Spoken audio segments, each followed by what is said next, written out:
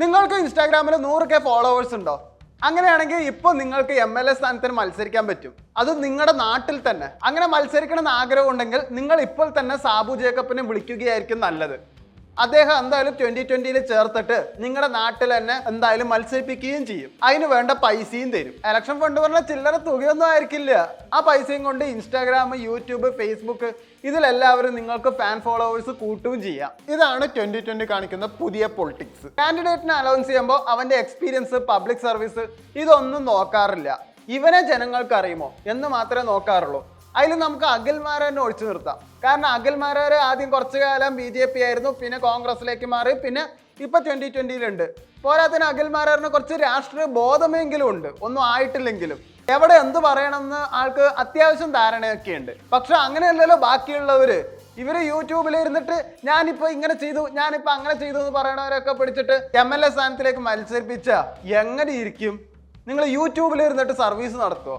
എന്തായാലും ജയിക്കാൻ പോണില്ല എന്ന് ഉറപ്പാണ്. ഈ പ്രശസ്തി ഉള്ളവർക്ക് എങ്ങനെ ലീഡർഷിപ്പ് ക്വാളിറ്റി ഉണ്ട് എന്നുള്ള സാബു ജേക്കബ് മനസ്സിലാക്കി. സോഷ്യൽ മീഡിയയിൽ 1,00,000 ഫോളോവേഴ്സ് ഉണ്ടെങ്കിൽ അസംബ്ലി പോളിസിയിൽ സംസാരിക്കാൻ പറ്റുമോ? ഒരു റീല് വൈറലായാൽ ബഡ്ജറ്റ് ഡിസ്കസ് ചെയ്യാൻ പറ്റുന്നൊന്നും എനിക്ക് തോന്നുന്നില്ല. എന്തായാലും ഇലക്ഷൻ പെട്ടെന്ന് പ്രഖ്യാപിച്ചതും കൊണ്ട് റോഡ് ഷോയും ക്യാമ്പയിനും ഒന്നും നടത്താൻ അധികം സമയമില്ല.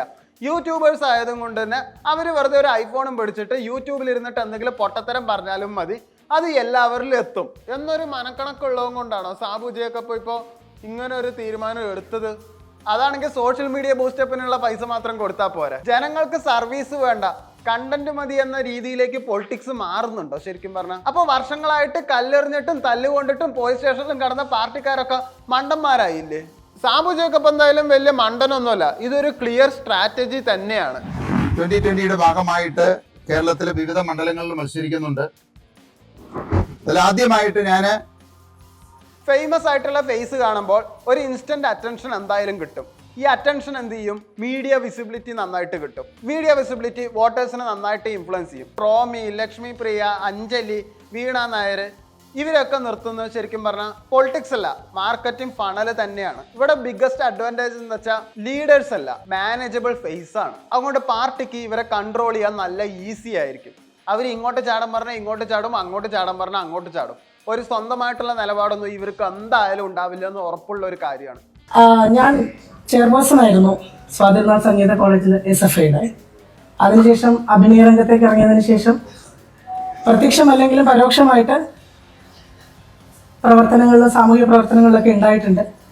വീഡിയോയിൽ തന്നെ ചോദിക്കേണ്ട ഇവരുടെ എക്സ്പീരിയൻസ് എന്താണെന്ന്. സ്കൂൾ കാലത്ത് KC ആയിരുന്നു, SFI ആയിരുന്നു, ക്ലാസ് ലീഡർ ആയിരുന്നു. പഠിക്കുന്ന കാലത്ത് ഞാനും ബാലസംഘത്തിന്റെ യൂണിയൻ പ്രസിഡന്റ് ആയിരുന്നു. അങ്ങനെയാണെങ്കിൽ എനിക്ക് എന്റെ നാട്ടിലെ MLA സീറ്റിൽ മത്സരിക്കാൻ പറ്റുമോ? ഇവരൊക്കെ സ്ക്രീനിൽ നന്നായിട്ട് പെർഫോം ചെയ്യായിരിക്കും, പക്ഷെ റിയൽ ലൈഫിൽ ഇവരൊക്കെ പെർഫോം ചെയ്യുമോ? ഇതിപ്പോ ഇലക്ഷന് വോട്ട് എന്തായാലും നല്ല രീതിയിൽ സ്പ്ലിറ്റ് ആവും, ജനങ്ങൾക്ക് ഒരു കൺഫ്യൂഷൻ ആവും. ട്രഡീഷണൽ പാർട്ടിക്ക് നല്ലൊരു ഡിസ്റ്റർബൻസ് തന്നെയാണ്. ഇവർക്കൊക്കെ ആരാധകരുള്ളതും കൊണ്ടും സ്വന്തം നാട്ടിൽ നിൽക്കണതും കൊണ്ടും ഒരു ക്യൂരിയോസിറ്റിക്ക് വേണച്ച വോട്ട് ചെയ്യും.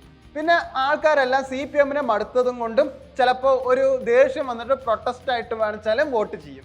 അതുകൊണ്ട് ഇവരൊക്കെ ജയിക്കാനും സാധ്യതയുണ്ട്. ഇത് കേരള പൊളിറ്റിക്സിലെ ഒരു എക്സ്പെരിമെന്റ് ആണ്.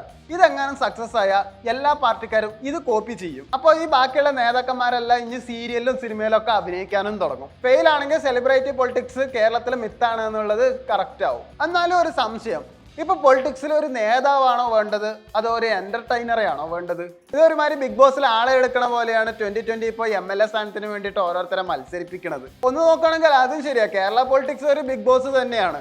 പാലക്കാട് പിഷാരടി വന്ന് നിൽക്കുന്നുണ്ട്. എന്ത് കാര്യത്തിന് വന്ന് നിൽക്കണമെന്ന് ഒരു ഐഡിയ ഇല്ല, എന്തായാലും തോറ്റുപോകും. പണ്ട് ഇതുപോലെ ധർമ്മജൻ നിന്നിട്ടുണ്ടായിരുന്നു. വോട്ടെണ്ണ സമയത്ത് ആദ്യം മനോരമ ധർമ്മജൻ മുന്നിൽ എന്നൊക്കെ പറഞ്ഞിട്ട് കൊടുത്തിട്ടുണ്ടായിരുന്നു. പിന്നെ ഒരു 12 മണി കഴിഞ്ഞപ്പോൾ ധർമ്മജൻ പിന്നിൽ എന്നും പറഞ്ഞിട്ട് കൊടുത്തിട്ടുണ്ടായിരുന്നു. ഈ സിനിമയിൽ അഭിനയിച്ചതിനെ പിടിച്ച് പാർട്ടിയിലിട്ട എങ്ങനെ ജയിക്കാനാണ്? ഇവിടെ 30 വർഷം സുരേഷ് ഗോപി നായകനായിട്ട് അഭിനയിച്ച് 3 തവണ തോറ്റിട്ടാണ് അദ്ദേഹം MP ആയത്.